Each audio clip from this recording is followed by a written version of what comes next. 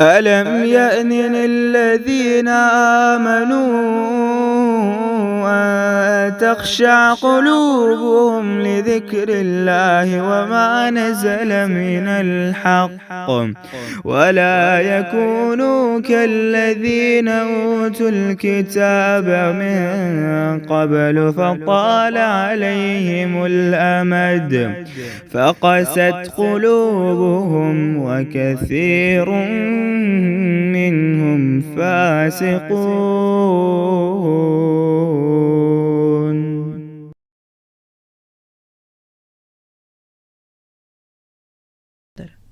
تو آئیے دیکھتے ہیں کہ مومنین کے لیے دنیا کیا ہے۔ آپ اگر اپنے آپ کو آج پرکھنا چاہتے ہیں نا کہ آپ 25 اور 26 پارے پڑھ کر میں کہاں پہنچ گئی، تو ذرا سا دیکھیے کہ ایمان والے اس دنیا کو کیسے دیکھتے ہیں۔ اللہ اکبر۔ صحابی کہتے ہیں کہ اللہ کے نبی چٹائی پر بیٹھے تھے اور آپ کے چٹائی کے اور آپ کے بیچ میں کوئی چیز نہیں تھی، اور آپ کے سر کے نیچے کھال کا تکیہ تھا اور جس کے اندر کھجور کی چھال تھی اور سر کی طرف چند کھالیں لٹکی ہوئی تھی۔ ڈیٹیل ہے بڑی حدیث میں۔ تو صحابی رونے لگ گئے، کہنے لگے، اور صحابی تھے عمر فاروق۔ کہتے ہیں اللہ کے نبی نے پوچھا ہے عمر تم کیوں رو رہے ہو؟ تو کہنے لگے میں نے کہا اللہ کے نبی کیسر و کسریٰ تو کن نعمتوں میں پل رہے ہیں، اور آپ تو اللہ کے رسول ہیں، تو آپ کا یہ حال ہے؟ یعنی ہمیں آپ کا حال دیکھ کر اور آپ کے جسم پر یہ نشان پڑے دیکھ کر رونا آ رہا ہے۔ تو آپ نے فرمایا کہ عمر کیا تم اس بات پر راضی نہیں ہو کہ ان لوگوں کے لیے یہ چیزیں ہوں دنیا میں اور ہمارے لیے آخرت میں ہوں؟ تو آپ کو مجھے اپنی فکر کرنی ہے۔ آپ کا میرا یہ معاملہ کیسے درست ہوگا جب تک کہ ہم اپنی زندگی کو عیش کوشی سے نہیں نکالیں گے؟ بات پیچھے ہو چکی ہے، لیکن صرف سمجھیے کہ دنیا کچھ نہیں ہے جس کے لیے آج آپ میں اپنی آخرت کو داؤ پہ لگانے کو تیار، حلال کو حرام میں بدلنے کو تیار، اس دنیا میں پانی کی طرح مال بہانے کو تیار، اور آخرت کے لیے سینت سینت کے اور دل پہ ہاتھ رکھ رکھ کے خرچ کرنے پہ تیار۔ اللہ ابن قیم کہتے ہیں کہ اللہ کے نبی پر اللہ تعالیٰ نے نبی صلی اللہ علیہ وسلم پر پوری دنیا کو پیش کیا، اور دنیا سر نگوں ہو کر آپ کے پاس آئی، اور آپ اپنے ہاتھ سے یوں ایسے اس کو ہاتھوں سے دور کرتے رہے اور اپنی ایڑیوں کے بال واپس لوٹاتے رہے۔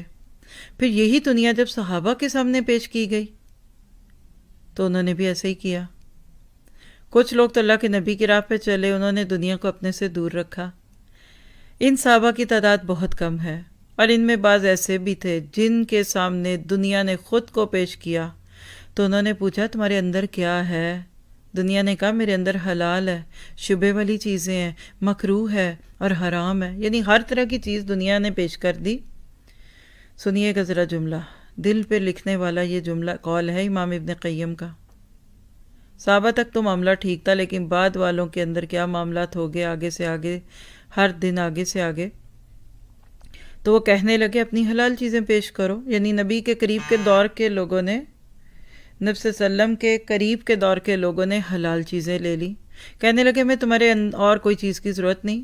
انہوں نے حلال قبول کیا۔ اس کے بعد ایک اور دور آیا تو لوگوں پر دنیا نے خود کو پیش کیا، تو انہوں نے حلال طلب کیا مگر نہ پایا، تو وہ مکروہ اور شبہ والی چیزوں کی طلب میں پڑ گئے۔ تو دنیا ان لوگوں سے کہنے لگی یہ چیزیں تم سے پہلے لوگوں نے لے لی ہیں، تو کہنے لگے اچھا پھر لاؤ اپنی حرام چیزیں لے آؤ، اور اس طرح ہوتے ہوتے سمجھ تو گئے ہی ہوں گے آنے والے دور نے پھر حرام چیزوں کو بھی دنیا سے طلب کر لیا۔ تو دنیا کہنے لگی ہے یہ ظالم لوگوں کے ہاتھوں میں ہے جنہوں نے ان چیزوں کو ترجیح دی، یہ لوگ ان ظالموں سے اس دنیا کے حاصل کرنے کے ہیلے اختیار کرنے لگے اپنی رغبت اور خوف کے ساتھ۔ اس لیے کوئی فاجر انسان کسی حرام چیز کی طرف ہاتھ نہیں بڑھاتا مگر اس سے پہلے کوئی اور اس سے بڑا اور طاقتور فاجر اس میں سبقت لے گیا ہوتا ہے۔ یہ تمام کچھ اور سارے لوگ اس دنیا میں مہمان ہیں، اور جو کچھ ان کے ہاتھوں میں ہے وہ ادھار ہے۔ اللہ اکبر۔ کیسے آج ہم وہ کیا کہتے ہیں کہ شتر بے مہار ہو گئے۔